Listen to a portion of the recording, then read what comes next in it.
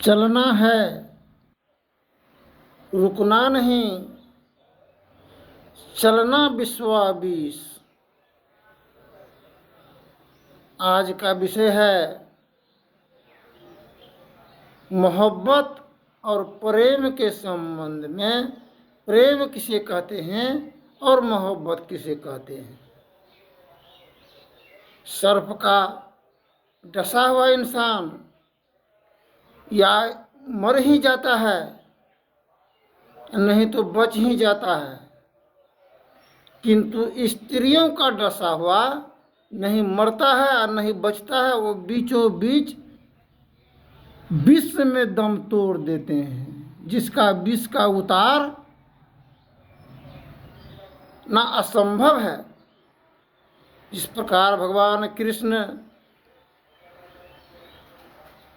जमुना दह में गेंद निकालने के लिए प्रवेश किए थे, जहाँ सर्प की खानी था, उस जमुना दह में केवल सर्प ही, विषैला सर्प की ही भंडार था उसमें, जिसमें भगवान कृष्ण गेंद को निकालने के लिए डूबे थे, जो उस विष से शरीर काला हो गया कृष्ण भगवान का, किंतु विष के मस्तिष्क पर चढ़ करके उस जमुना दह से ऊपर पार आए, किनारा को प्राप्त किए।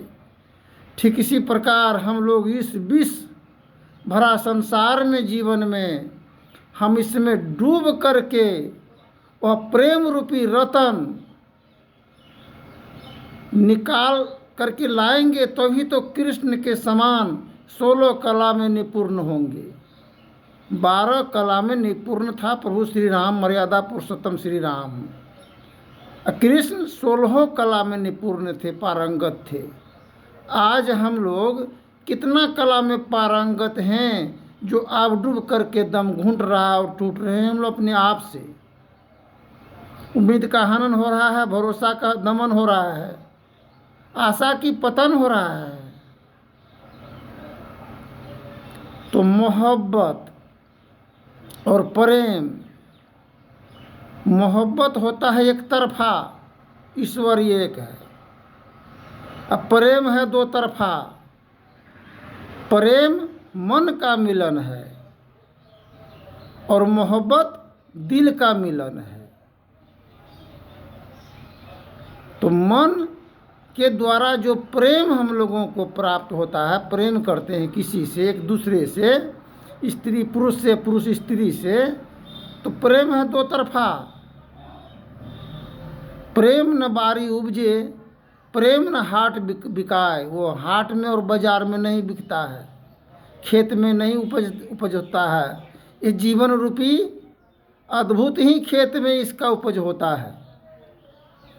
हम जो जीवन रूपी खेत में हम जो बोते हैं, उसी फसल को काटते हैं हम लोग। पाप और पुण्य का 2 बीज बोते हैं और इसी फसल का हम लोग काटते हैं और बोते हैं। निरंतर यही चलता आ रहा है।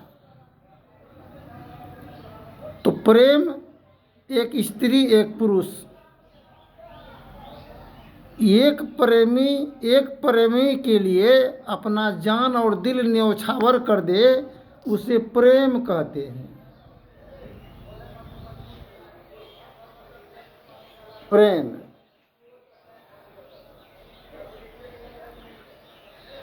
एक स्त्री के लिए उनका मनचाहा यार को ला करके दे दे, और पत्नी पति के लिए दिलदार को ला करके दे, जो दिल में बसा हुआ है, उसे कहते हैं प्रेम। प्रेम रतन धन पायो, जगत में प्रेम रतन धन पायो। और मोहब्बत, कुरान शरीफ में लिखा हुआ है कि मोहब्बत इबादत, इबादत मोहब्बत। मोहब्बत एक तरफा होता है, जो ईश्वर की याद और फरियाद में जीवन व्यतीत हो जाए। एक पति के याद में पत्नी का दम टूट जाए, और पत्नी के याद में पति का दम टूट जाए, अंत समय को प्राप्त करें उसे कहते हैं मोहब्बत। मोहब्बत में स्त्री के लिए कोई पर स्त्री नहीं सामने सन्मुख हो, मन में दिल में हो, और पुरुष के लिए नहीं तो कोई स्त्री। केवल बसा हुआ एक पत्नी के लिए पति के सिवा दूसरा कोई नहीं हो। भगवान भी फीका पड़ जाता है। हम लोग देवी देवता गोसाएं पितर आदि इत्यादि को हम लोग पूजन करते हैं, सब छूट जाता है, उसे कहते हैं मोहब्बत। पति ही परमात्मा होता है उसके लिए, और पत्नी ही देवी सती पार्वती होती है, उसे कहते हैं मोहब्बत। एक दूसरे में लीन हो जाए और विलीन हो जाए उसे कहते हैं मोहब्बत। जो एक स्त्री एक पुरुष में लीन और विलीन हो जाता है, उसका बाल बच्चा परिवार घर संसार स्वर्ग के समान बन जाता है। उसके नरक का नामो निशान, पाप का नामो निशान मिट जाता है। जीवन में सदा बहार जीवन होता है उसका, कोई आकार और विकार नहीं होता है, उसे कहते हैं मोहब्बत। प्रेम ऐसा चीज़ होता है, पत्नी का मन और दूसरे किसी में लगा हुआ है, दूसरे लड़का में यार में, अब पति का मन कोई दूसरे आर्यन में लगा हुआ हो, दोनों में जब आपसी विचार का मतभेदी जब होता है सामने, तो नहीं मानने पर तो वो यार लेकर के रहने लगती है, और ये दिलवर लेकर के रहने लगती है जो दिल में बसा हुआ है। तो इस प्रेम दो तरफा होता है। इसमें प्रेम से जो पुत्र का प्राप्त होता है तथा पुत्री का, वही क्षणभंगुर मन कभी शांत नहीं रहता है। बाल बच्चा कोई लावारिस होता है, कोई गुंडा होता है, कोई बदमाश होता है, कोई हैवान हो जाता है, कोई शैतान होता है। जिस प्रकार मकान बनाने के क्रम में ईंटा 1 नंबर 2 नंबर 3 नंबर 4 नंबर का ईंटा होता है, किंतु भट्ठा एक ही होता है, पकाने वाला मिट्टी एक ही होता है, और मजदूर मिस्त्री एक ही होते हैं, उनको मिट्टी को ईंटा सांचा में ढालने वाले। ठीक इसी प्रकार जो श्रीमान सज्जन मोहब्बत के द्वारा आया है जमीन पर, वह 1 नंबर में आता है। जो प्रेम के द्वारा आया वह 2 नंबर 3 नंबर 4 नंबर, जो पिकेट के नाम से जानते हैं, जो थपचैया करके मकान बनाने के नींव में काम आता है। 3 नंबर जो जमीन में दे करके ऊपर से प्लास्टर सीमेंट का काम किया जाता है। 2 नंबर दीवार बनाने के काम में आते हैं। ठीक इसी प्रकार पुत्र भी इसी प्रकार होता है। जो 1 नंबर है वो श्रीमान के नाम से जाने जाते हैं, जिनका नाम रोशन होता है, जिसका नाम का शोषण होता है, जिस पर हर प्रकार की समाज के द्वारा निर्घिन विचारधाराओं से 2 नंबर 3 नंबर 4 नंबर में उसका कोई उतना मूल्य नहीं होता। उधर डंटा उधर फट्ठा पशुवत जीवन जीते हैं और कहते हैं हम मानव हैं, हम इंसान हैं। इंसान तो उसे कहते हैं जिसके अंतर में हृदय में शान हो महानता का, एक दूसरे की सम्मान करने के लिए जाने, आदर कदब हो, और गिरे दुबले हर वर्ग की प्राणी को अपना अंग के समान व्यवहार करे। अंग संग हर वक्त रहता, प्रकट हो पाता नहीं, हैरान हो रहे हैं सागिल, जल्द दिखला पाता नहीं। एक छोटी दास्तान है, यह गृह स्वामिनी पुत्र वधू और उनका पुत्र वधू। जब गृह स्वामिनी तो पूजा पाठ व्रत में मन, स्नान करना, हर तरह से व्रत उपास में मन उनमें लगा हुआ था, तो ससुर में और सास में और पति में मन कितना लगा हुआ रहेगा। गोस्वामी तुलसीदास जी लिखे हैं, गौ गोचर जह मन लग जाई, सो सब माया जान हो भाई। अब ससुर है, भैंसुर है, परिजन किसी से बना नहीं है, मन तो उधर लग गया। कभी कोई सोया हुआ है, ससुर है चाहे कोई भी है, तो जगाने के भी नाम नहीं, मन फंसा हुआ है पूजा पाठ में, कितना दूर तक दौड़ेगी वो, इतने में तो समय समाप्त हो जाता है।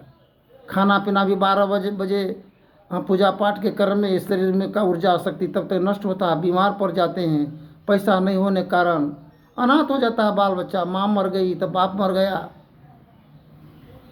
ठीक इसी प्रकार जब पोता प्रतिष्ठा होता है, पोती प्रतिष्ठा होता है, वह आई घर में, देखी ये तो गलत काम हो रहा है इस घर के अंदर में, मानवता का तो पतन हो रहा है और हेमानियत का जन्म हो रहा है। वह ससुर ददिया ससुर को भी जगाने जाती थी, पानी देती थी, उनका अदब कदर करती थी, प्रेम से बिछावन करके देती थी, कपड़ा लत्ता भोजन प्रसाद के समान बना करके देती थी, प्रेम से कपड़ा लत्ता पड़ा हो बिखरा हुआ हो चपोत करके रखती थी। वह सम्मानित जीवन की तरह घर का उजागर करने के काम करने लगी। जो पहले की अनुयायी थी सासू माँ, वो देखी इनका उच्च कार्य तो अपने आप को गलानी और महसूस करने लगी, उसको नीचे गिराने के लिए, अपने स्तर में ढालने के लिए उसको भी नीचे करने के काज की। ऊंचे ऊंचे सब चले, नीचे चले न कोई, जो सबसे नीचे चले सबसे ऊंचे होए। जो सज्जनता का काम, इंसानियत का काम, भरोसा का काम, आशा का काम, उम्मीद का पतन हो रहा है समाज में, परिवार में, और हेमानियत को हम लोग जन्म दे रहे हैं। इसलिए जन्म मरण अगणित दुख भोगे। हम लोग जन्म लेने के समय में दुख से ही हम लोग जमीन पर आए हैं, और मरने के समय में भी दुख में ही जीवन जाता है। और जवानी मिला दोपहर की समय, दोपहर का समय स्त्री पुरुष का एक पहर होता है, 12 बजे को कहते हैं दोपहर। ठीक इसी प्रकार जवानी में स्त्री पुरुष का एक पहर होता है, दो पहर, दोनों का मिला विचारा हुआ विचार है। तो दोपहर होने पर उसमें छाही और परछाई नहीं होता है। तो सवेर का समय है, प्रातकालीन समय तो छाही नहीं होता है, और शाम के समय में सांझ बेला, किंतु वही एक दोपहर का समय है। वह पहर जब आता है तो माता भाई बंधु सखा संबंधित का याद नहीं रहता है कि हम किधर जा रहे हैं, दायित्वों को निर्वहन करने में असमर्थ होते हैं। इसलिए हर प्रकार की पाप और अत्याचार जुल्म हो जाता है अज्ञानतावश, और अंत समय में उसी का मूल्यांकन करते करते अपने जीवन को कोसते कोसते दम टूट जाता है। फिर आगे के प्रसंग में बोलेंगे। धन्यवाद। जय हिंद जय भारत।